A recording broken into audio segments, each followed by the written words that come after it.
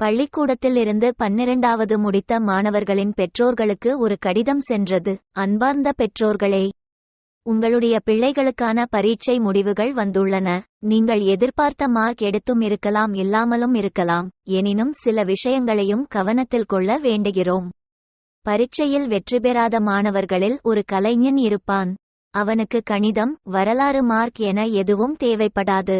பரீட்சையில் அதிக மதிப்பெண் எடுப்பவன் சிறந்த பிள்ளை என்றும், கம்மி மார்க் எடுப்பவன் தரம் குறைந்தவன் என்று தயவு செய்து அவர்களது தன்னம்பிக்கையும் திறமையும் பறிக்காதீர்கள். இது வெறும் பரீட்சைதான்.